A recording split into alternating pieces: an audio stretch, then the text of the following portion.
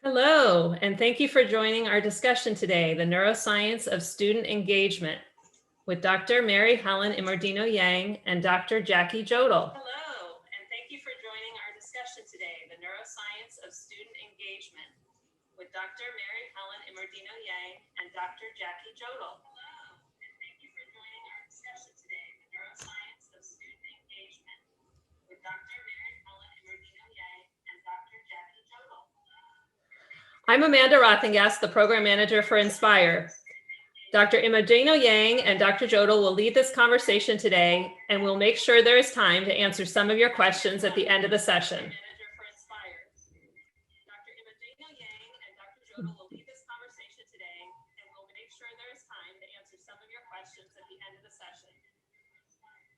This session will be recorded, and you can access the video from your virtual attendee hub.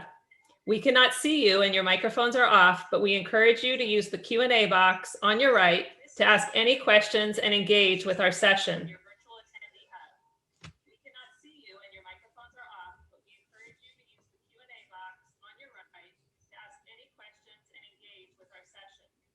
We will also have a brief period of Q&A at the end.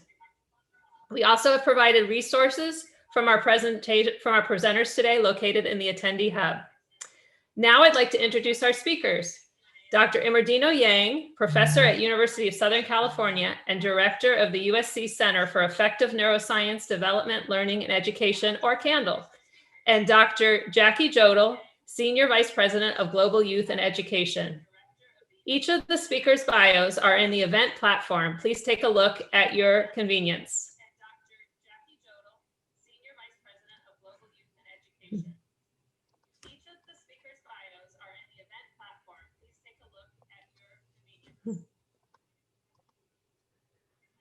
Welcome, Mary Helen and Jackie. Thank you. It's nice to be here. Thank you. It's nice to be here. So Mary Helen, you're going to jump right in and start out with a mini tutorial on the neuroscience of engagement. I can't think of a better time for you to do this than as we're all sitting here sharing our screen virtually. Yeah, fantastic. Well, thank you. Are you seeing my screen? Great. You're seeing my slides? Yes, great. So welcome everyone. And as Jackie said, I'm going to just jump in and give you just a brief introduction to the newest neuroscience of engagement, what it really means in the brain and the body and the mind for a person who's engaging with something to be deeply making meaning out of it, so that they learn things that are durable and flexible and that over time become part of who they are as people. And so the neuroscience of engagement, actually, I see as the key linchpin to effective education. How is it that people are engaging with the process of learning? That engagement process is the reason why they remember. It's the reason why they start to engage with the information in a way that builds them as people, and it is what allows them to transfer that later so that they can use it. So engagement is, bar none, the bottom line of whether something that somebody does in school is going to be remembered and how it'll be part of their skill set moving forward. So I'm just going to share with you a little bit about what we're learning about engagement in the brain. And really, it's about this meaning-making process. It's about how people subjectively, children, learners of all ages, including ourselves as teachers and adults, right? How people who are learning are internally constructing a story out of what they're doing. And that storyline, the way in which they subjectively experience it and think about it, that is the engagement process. And so the key piece of engagement that you need to remember is that it's something happening inside the person. It's not something you can necessarily watch directly or measure directly, although we have ways of looking at it.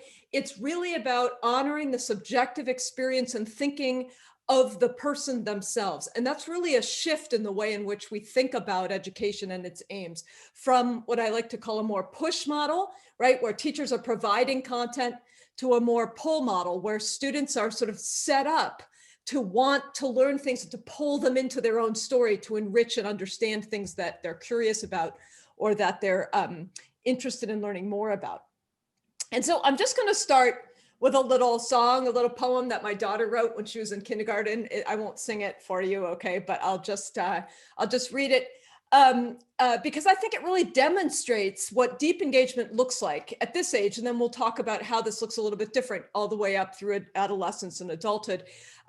She's drew this little picture with her crayons of herself there with a little music stand, and she's singing, "Oh, Teddy." Teddy's her baby brother, Theodore, right?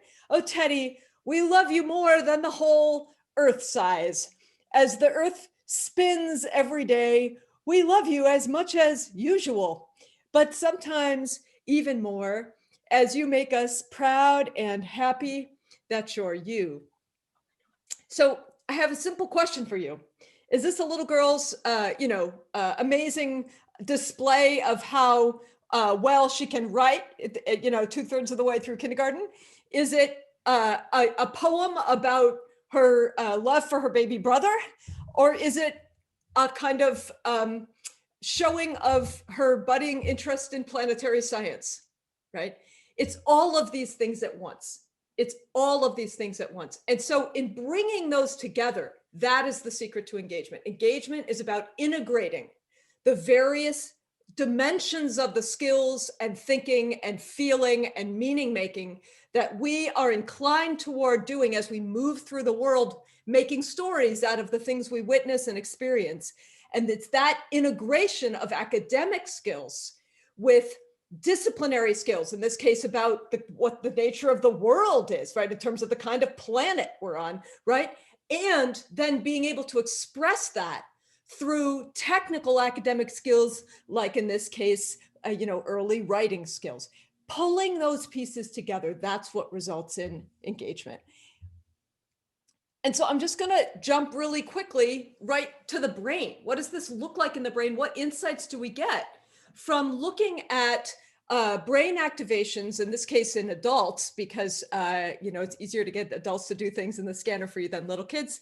In adults who are reporting to us in real time that they're either deeply engaged with what they're thinking about, which are these social stories, little documentaries that we made from around the world, whether they're deeply engaged with this and they feel the story is really meaningful to them and really important, and they're thinking hard about what it means and feeling very emotional about it, or they're not, right? They're saying, I paid attention, I listened, I don't think it's that extraordinary, I'm not that engaged with thinking more about it, it's kind of done, let's move on to the next one. And so the difference in those two brain states is basically what I'm going to be showing you in a map, a statistical map that puts orange over the places in the brain where there's more blood flowing when they say they're deeply engaged with thinking about it, which, keep in mind, is both emotional and cognitive at once. They're emotionally engaged with thinking, right? It's both cognitive and affective at once, like two sides of the same coin, which is another key thing to know about the nature of engagement and the nature of learning and thinking more generally, is that cognition and emotion are not separate things. They're really just two sides of the same thought process. You can look at it one way or you can look at the other way, but there's never cognition without emotion, and there's never emotion without cognition, because what would you be having emotion about if you didn't have something you were thinking, right? So what do we see in the brain? Basically, deep engagement activates the same brain systems that keep you alive. That's the bottom line, okay? This is not something that's sort of ancillary to how your embodied feelings are, to whether you're physically well and healthy, to whether your immune system is all tickled up and upset because of the amount of pollution you're breathing, right? These are things that are deeply intertwined with one another. The physical wellness and sensation of your body and the experience of thinking about something. Another way to say the experience of thinking about things is engagement, right? It's the process of being aware of your thinking and being driven forward to do it more. So what do we see in the brain quickly? This is those orange spots that represent the differences in the brain, statistically speaking. When people said, I'm deeply engaged with thinking about this, really emotional about it, it's very meaningful, I'm trying to really understand it right now, as compared to when they said, I think that's a nice story, but not that engaging for me. And what do we see here just quickly? We see first this thing called the brain stem, right? We share this with alligators. It's all the way up in the middle of the back of our head, like above the roof of our mouth, deeply inside our skull, because it's essential for our survival. If you get damage here, you get very serious consequences like persistent vegetative state or death, right? And a coma, right? And what do we see here? When people are engaged in thinking about something that feels deeply meaningful to them, that they're having strong emotion about and deep thinking about all at once, the way arguably my daughter was when she wrote that little song for her baby brother, where she was thinking about her and feeling her love for her brother, but also trying to understand it in terms of something she was struggling to understand, which is this immense planet she's on, right? And what the earth is actually, this gigantic ball of dirt in space that's spinning around, making day and night. Like, she's trying to put those two things together. And when they come together, that feels really like an important understanding or new insight for her. And that insight feeling, that subjective sense that, oh, this matters so much, I'm going to sit down and write a song about it, right? That's engagement, okay? It's that integration between the emotion and the cognition. That's when you get real engagement. So we have parts of the brain stem that are literally keeping you alive, making you breathe when you're asleep, right? Making you conscious in the very basic sense that if you damage there, you get coma and persistent vegetative state. So this is very low level. It's very visceral in that sense. And we have, if we slice the brain through this way and kind of tilt it up at the top there, you're seeing the forehead of the person, and at the bottom is the back of their head. You've got these two big pieces of cortex of this brain tissue that's folded underneath, that we call the front part, the anterior of what's called insula, because it's insulated underneath. And just really briefly, what do these regions of the brain do? We've known since neurosurgery work with epilepsy patients in the 1950s that if you poke around in there in a surgery patient who's awake, they basically vomit. They get all kinds of gastromotoric responses that I won't describe in polite company. But what we know is that this is literally visceral somatomotor cortex. This is the part of your brain that is feeling what's going on in your guts. And when people are deeply engaged with thinking about something they really care about, that feels meaningful to them, that is driving them to understand even more about it and to keep thinking, they literally appear to be playing that out by co-opting or reusing the same brain systems that tell you whether you've got a stomach ache or your lunch agreed with you or not, right? It's a very deeply embodied sort of visceral process to be engaged personally in the learning, in the thinking. And that is the process that our data now show with longitudinal studies that move 5 years forward, that when people are activating these and other regions, right, these are teenagers now in 9th grade, we can predict that they're going to remember the story we told them more likely 5 years later, right? That's a hugely long prediction. Well, we didn't tell them to try to remember it. So this is really powerful stuff for the learning process. And then one more sort of system of regions I want to pull your attention to, because they're so interesting for what they mean for education and how we should design learning environments. We had these activations in a bunch of regions, which are all very strongly interconnected with each other in the core of the brain. And this was really not understood when we first found this. These were regions that were known to be involved, to be connected tightly to brainstem regions that literally are those blue circle, right? That keep you alive, make you breathe, make you conscious, make you be able to notice things and wake up when there's something you need to pay attention to. And yet these regions, we know, are sort of activated only when you're kind of not doing anything in the direct sense of moving your pencil on the paper or running around the soccer field, watching the ball and being like, oh, shoot it to me over here, right? And trying to keep everything in mind, or driving through difficult traffic where you're watching the truck that's passing you, right? When you're paying attention to the world, what we know is that these systems are profoundly suppressed.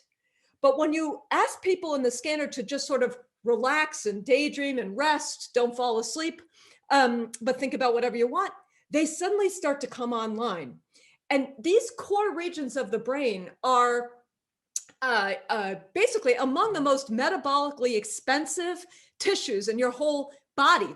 Underneath that yellow circle, right underneath the D in default mode, right? That region of the brain uses more glucose and oxygen in the same amount of time than the same size in your thigh muscle when you're in the middle of running a marathon, right? These are extremely expensive, energy consuming pieces of brain. Why is it that they're deactivated when you're moving your pencil on the paper, solving the math problem, paying attention to what your teacher's saying with the 1, 2, 3, all eyes on me, right? And then became activated when you rest, or our data suggests when people are deeply emotionally engaged with thinking about something meaningful to them. And what we think this means, and we've now shown this with 5-year longitudinal experiments with teenagers from low SES neighborhoods in Los Angeles and other places in China, for example, and in Geneva, Switzerland, right? That when young people are engaging these regions as they're thinking about ideas, they're shifting, or thinking about what they're learning, they're shifting from kind of attending to and having emotions about finishing something, getting something right, figuring out if it's done, managing failure if it wasn't done, listening to what other people are saying. They're kind of in the moment, and they've shifted themselves into a brain state that allows them quite literally to kind of disengage for a moment and sit with themselves and think inside their own mind, what's the story here? What does this actually tell me about how the world works, about the power of thinking about the world with this story, about my new way to re-engage with the world and make sense of the things I notice using my new skills, be they math skills or history skills or social skills, right? Or new information about Black Lives Matter and social justice thinking skills, right? You have new ways of interpreting because you're imposing new kinds of stories onto the world. And that right there, that is deep engagement. It's the kind of detaching yourself from the task orientation and the get this done, get this right. Everybody's paying attention and waving their hands and saying, oh, call on me. That's shallow engagement. It's important engagement because it's what's getting people to get the information inside themselves and to attend to the necessary instructions and information and each other's perspectives, but then to actually integrate that into that kind of story like the one my daughter made for, the poem she wrote for her baby brother, to integrate the emotions, the thoughts, the experiences, the possible things this could be for in the world that don't exist now or that you haven't seen but could, the historical context, the things that you've lived and seen before, that you've learned before, integrating that together into a grander story of how the world works. That's what these regions of the brain are doing.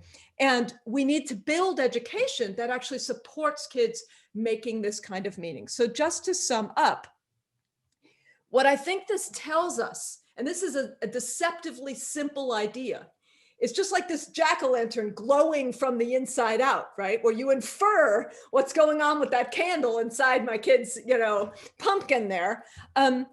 Deep engagement, meaningful engagement that produces long-term memory, deep understanding, curiosity, and a sense of belonging and self and connection between my personal story and the story of my mathematical understanding or my physics or my science knowledge, right? Tying those things together into a coherent you, and then being able to move through the world with that new you and use that sort of narrative to interpret what you're seeing and in turn pull, like I said before, pull new information in to enrich and reconcile and rebuild that narrative over and over again. That's lifelong learning, right?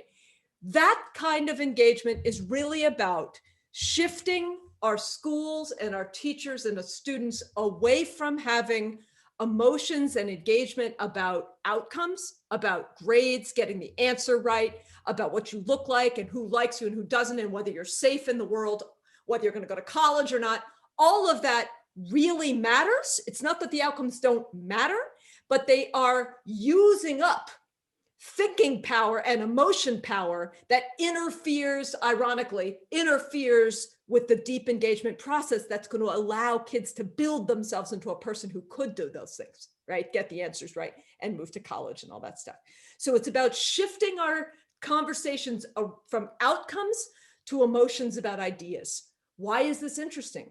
Why is this a powerful way to think about the world? What does math help me appreciate about the world that I couldn't have before, or help me predict or measure or understand that I couldn't have before?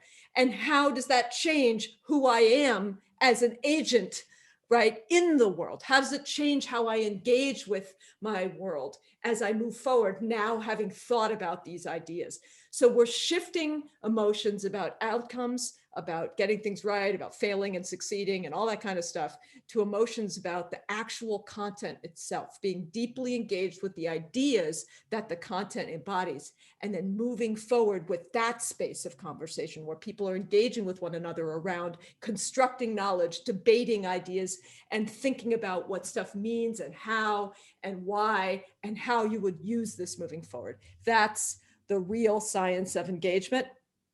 And I'm going to stop there and like talk with Jackie about some of this.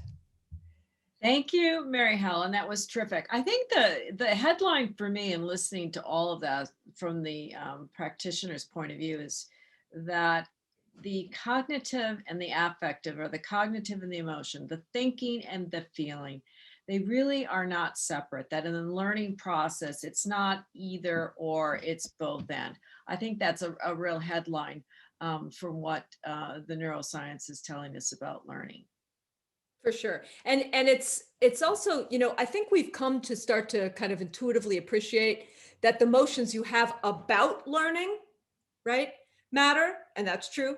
But that's only this big of what I'm actually talking about. What we're actually talking about is the emotion that makes you look at the math problem and say, is that right? Let me think about this. Wait, but what if, is that actually, that equation is actually a line? Ah, it's a line, right? And as you go that, oh, I know what that mx plus b is or whatever, right? As you do that, that little, oh, that's emotion. And that's the emotion that is driving the thinking, right? So it's not just that when you do it wrong, you get frustrated and you need to have resilience. That's true, right? Or when you get excited about something, then, and it's interesting, then you start to engage. That's true.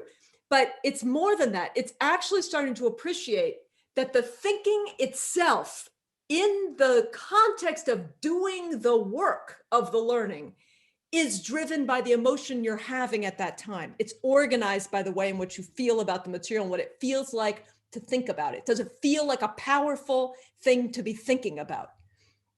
So let's take that notion of really thinking and feeling and really engaging on an emotional level with the content and talk about this context that we're in. Yeah. It wasn't so long ago that I was at the University of Virginia teaching a class of 100, and I was told in 10 days that my class was moving online. And it was tough to engage the 100 or so students in the work. And I learned a lot, crash course. But what do you think this dramatic shift to online remote virtual learning has really told us about the role that engagement plays in the learning process, for better or for worse? That is the $1 million question. And I think we're learning new things by leaps and bounds, which is for better. But what we're learning is that maybe what we were doing before is for worse. I think it really underscores how much the emotional side of learning is an integral part of the thought process, and that it's not just something you can sort of put on with SEL curriculum or separate interventions that teach you social skills or emotion regulation. Those things are important, but they are not the actual academic learning and teaching young people how to experience deep emotions about the ideas that they're learning. And so when we were taken out from a context where we could engage with one another and directly encourage each other to feel these things about the learning, it made it ever so much more obvious how difficult it is to do education well. Some kids are really thriving in this environment because they don't have the emotional distractions of feeling like the people around them are, making fun of them or looking at them or, whatever, or if they have social anxiety. So some kids are doing extremely well, but many, many kids are finding that the content of the curriculum isn't rich enough to sustain them. And so it really teaches us that we need to, like you said, we need to really think hard about what is the thinking that kids are doing that's enabled and facilitated by our curriculum, and how does that kind of thinking grow and engage them as people and as intellectuals and as agents of change in their communities, because those are the intrinsically motivating kinds of learning that really connect to who young people are. And we just can't fake it anymore in this environment that X or Y is relevant to you. Just trust me, you're going to need to, manage your checkbook later. So learn this now, because later you're going to need it. They don't buy it anymore because you don't have all the other supports to help them sort of trick themselves into thinking this is relevant when they know darn well it's not, right? Or it doesn't feel relevant to them. They don't see the connection. And now it's becoming ever so much more critical that we, first of all, help young people feel well and safe in themselves, because this really also highlights how if you're worried and you're watching your world around you and you're thinking about other things, then you're going to be sucked into spending all your cognitive and emotional energy on that. And you just can't get your head out of that to think about, English language arts, right? Or whatever it is. And then also that we really need to revise the way in which we present activities and opportunities to our learners so that they become a kind of pole model, so that kids are, so intrigued by a really important, difficult problem that you've set out for them that they need to pull this information in to be able to think about it and really engage with it, because it feels powerful to do that. So let me move to one of the most critical questions that I want to get to, and then there's a question from the audience. One of the hardest lessons from this existing, remote learning environment is the depth of inequality in schooling. Absolutely. I mean, it's been, I would argue the toughest challenge that we faced in the last several months. How can we use what we know about the relationship between engagement and learning to address these inequities? This is really the not million, but probably the $1 billion question. Yeah, this is the $1 billion question. Yeah.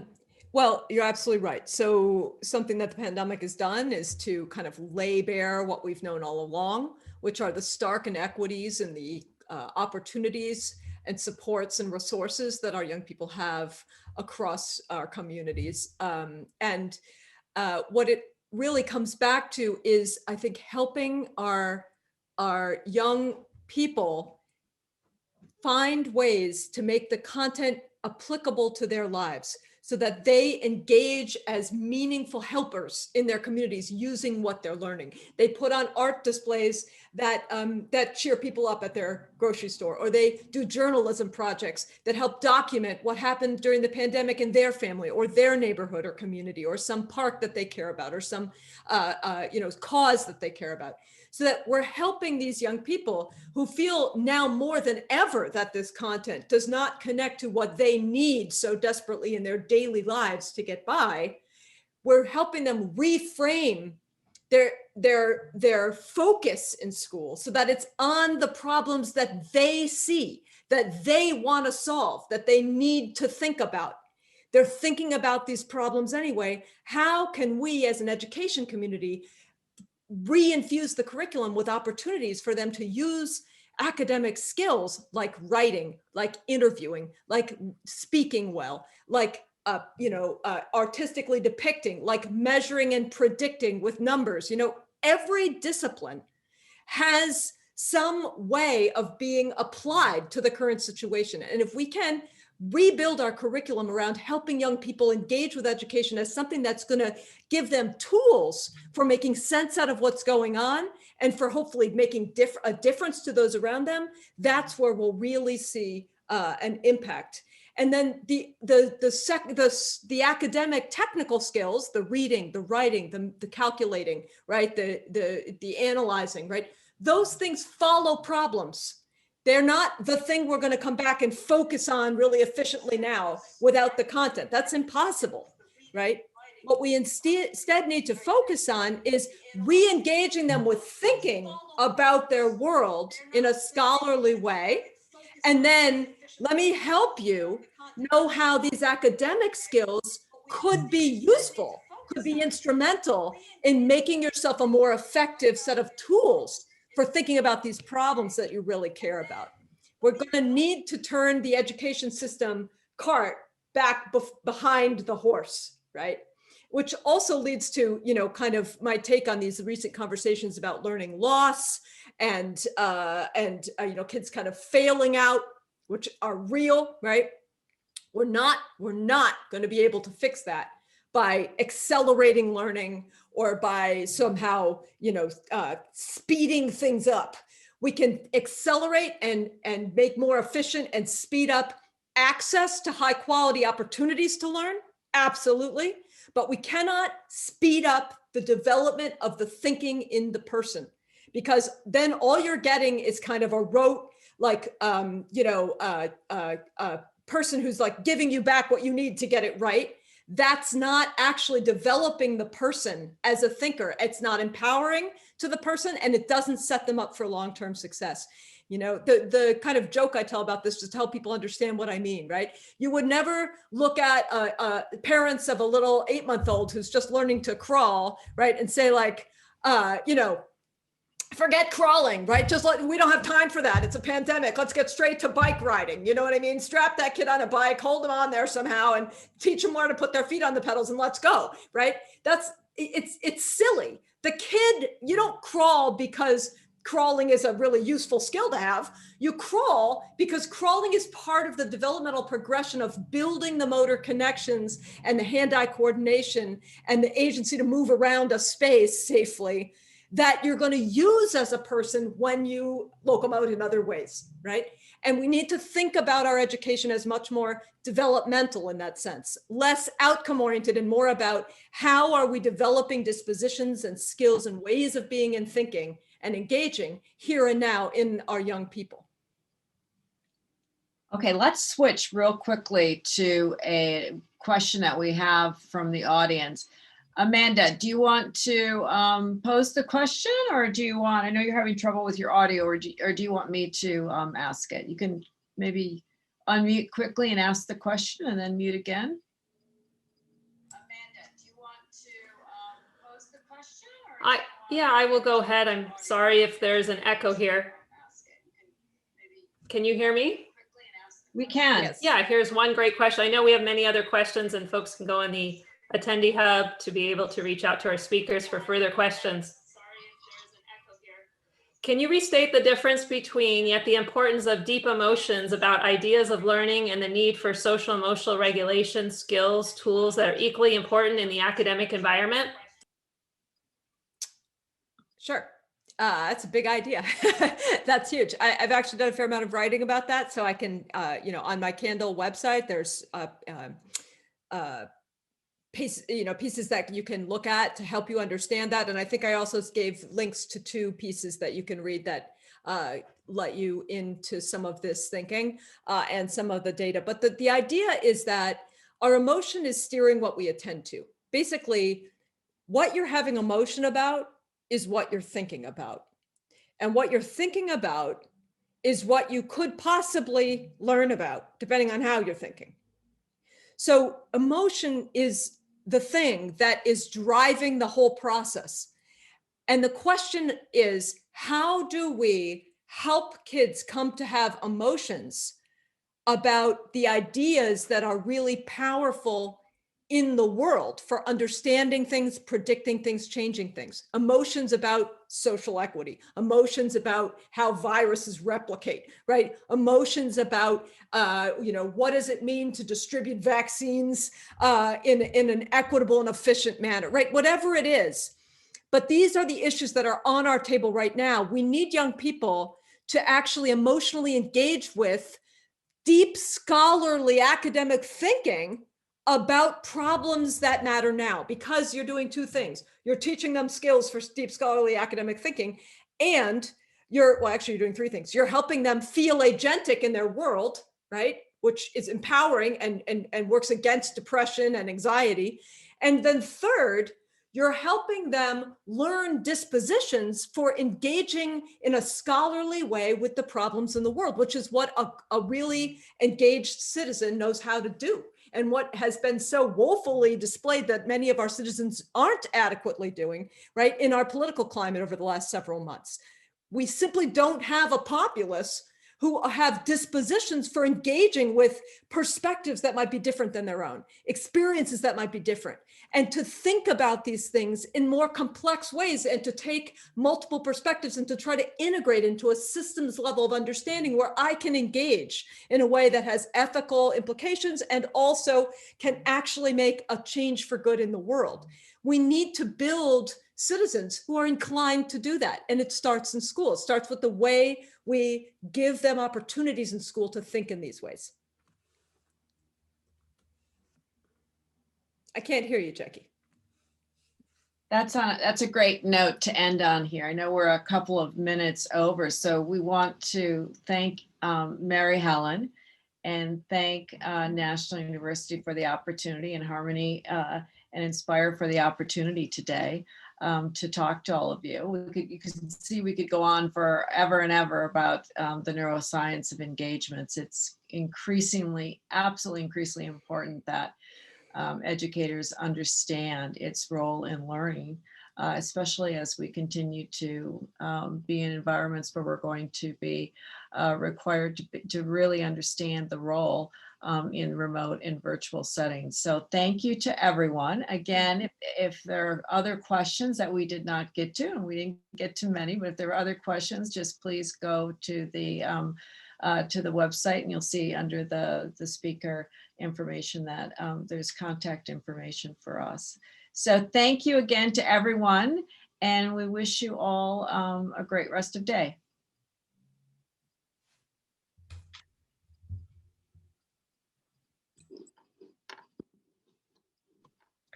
Thank you, everyone, and thank you, Mary Helen and Jackie Jodl.